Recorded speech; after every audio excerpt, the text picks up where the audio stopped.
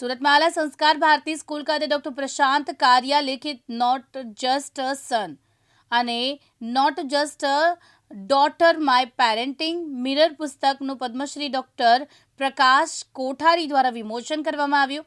પુસ્તક જે માત્ર પુત્ર કે પુત્રી માટે નહીં પણ દરેક માતા પિતા માટે એક પ્રતિબિંબ છે. મુખ્ય મહેમાન તરીકે પદ્મશ્રી ડોક્ટર પ્રકાશ કોઠારીએ પુસ્તકનું વિમોચન કરતા જણાવ્યું કે મેં આ બંને પુસ્તક વાંચ્યા અને મને ખાતરી છે કે તમે એકવાર વાંચવાનું શરૂ કરશો એટલે બુક પૂરી કર્યા વગર ઉઠવાનું તમારું મન નહીં થાય. આ પુસ્તકમાં માતા પિતાની દરેક ભાવના સમાવી લેવામાં આવી છે. પ્રેમ, ગિલ્ટ, ગર્વ, ભૂલો અને માફી બધું જ એક સાથે. તેમણે પુસ્તકની કેટલીક હૃદયસ્પર્શી ઘટનાઓ પણ રજૂ કરી છે. હું ડૉક્ટર પ્રશાંત કારિયા. દરેક પિતાને એવી ઈચ્છા હોય કે પોતાના બાળકને અલગ કંઈક આપે. એટલે જ્યારે મારો સન પરમ 18 વર્ષનો થયો ત્યારે મને એમ થયું કે એને કંઈક અલગ વસ્તુ આપું. એટલે મેં એના માટે બહુ સમયથી મારી ડાયરીમાં જે લખેલું હતું એના પરથી એક બુક લખીને આપી. એનો ડ્રાફ્ટ એને આપ્યો એકચ્યુઅલી કે તારા બર્થડે પર આપણે આ બુક પબ્લિશ કરીશું. એનું પહેલું રિએક્શન, આપણી લાઈફ કોઈ સાથે શેર શું કામ કરવી છે પપ્પા? મેં તું વાંચ, જો તને એવું લાગે કે કોઈ સાથે શેર નથી કરવી તો આપણે નહીં કરીએ. એ ટાઈમે એની નીટની એક્ઝામની પ્રિપરેશનમાં એ હતો એટલે એણે ઉપરથી થોડુંક જોયું. પણ મારી ડોટર નિત્યા, એણે એક ચેપ્ટર વાંચ્યા અને એને એમ થયું કે પપ્પા ખરેખર આવું થયું હતું, તમને આ બધું જ યાદ છે?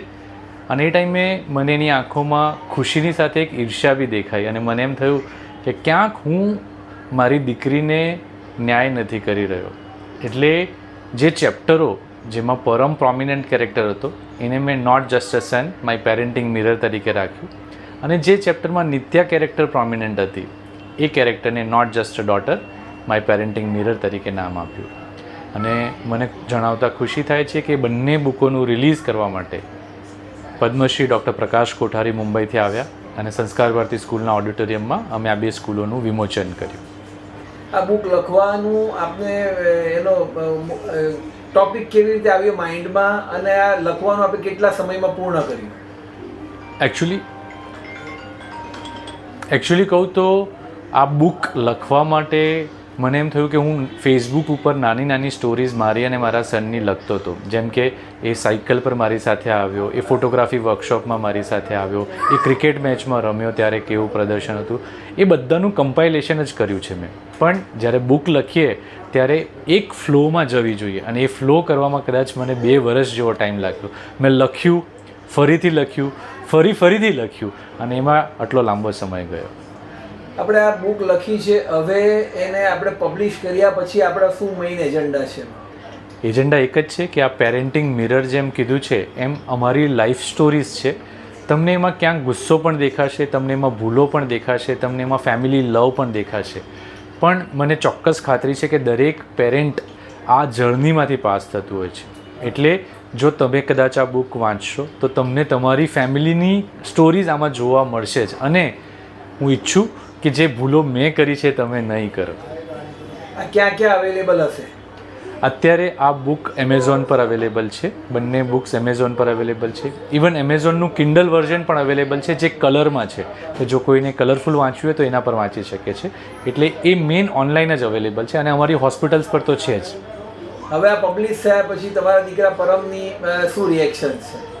એનું સેમ રિએક્શન હતું કે પપ્પા આ બુક પબ્લિશ કરવાનું મેં તમને એવું કીધું હતું કે આપણે કરો, વાંધો નહીં. પણ જ્યારે બુક લોન્ચ થઈ ને ત્યારે એણે ચોખ્ખા શબ્દોમાં કીધું કે પહેલાં મારી ચોખ્ખી ના હતી, પણ જ્યારે મેં આખી વાંચી અને આજે જ્યારે બધા જ તમે અહીંયા હાજર છો ત્યારે હું કહીશ કે પપ્પાએ જે લખ્યું છે એમાં એમણે પોતાની ભૂલો સ્વીકારી છે અને મારી ભૂલો પણ સ્વીકારી છે. તો તમે લોકો જો આ વાંચશો તો તમને પણ સારું પડશે અને કદાચ એક જણની લાઈફ પણ બદલાઈ જશે ને તો પપ્પા એ બહુ સારું થશે. એવા એના રિએક્શન છે. અંતમાં આપ સુરત શહેરના શહેરીજનોને શું મેસેજ પાઠવો છો? મેસેજ એક જ છે કે બાળકનું પેરેન્ટિંગ આપણે જ્યારે કરીએ છીએ ને ત્યારે એવું થતું હોય છે કે આપણે કરીએ છીએ પણ એકચ્યુઅલી એ આપણને શીખવાડતા હોય છે. હસબન્ડ એન્ડ વાઈફના લાઈફમાં જ્યારે બાળક આવે છે ત્યારે એ પેરેન્ટ બનતા હોય છે. અને મને જેટલું પરમ અને નિત્યાએ શીખવાડ્યું છે, એ મારા ટીચર છે, એટલું કોઈએ નહીં શીખવાડ્યું. એક જ ઇમ્પોર્ટન્ટ વસ્તુ જે મને એવું લાગે છે કે તમારી હાજરી બાળકોની લાઈફમાં જરૂરી છે. એમને પ્રેઝન્ટ નથી જોઈતી, તમારી પ્રેઝન્સ જોઈએ છે. અને તમે જે બોલો છો ને, જે મેં કીધું છે એવું કદાચ મારા છોકરાઓ નથી કરતા, પણ જે હું કરું છું ને એ મારા છોકરાઓ ડેફિનેટલી કરે છે. એટલે બાળક તમને જોઈને શીખે છે. એટલે તમે હાજર રહો અને તમે એવું કરો કે જેનાથી બાળક તમારાથી વધારે સારું કરે. મયુર ટેલર, દિવ્યાંગ ન્યૂઝ, સુરત.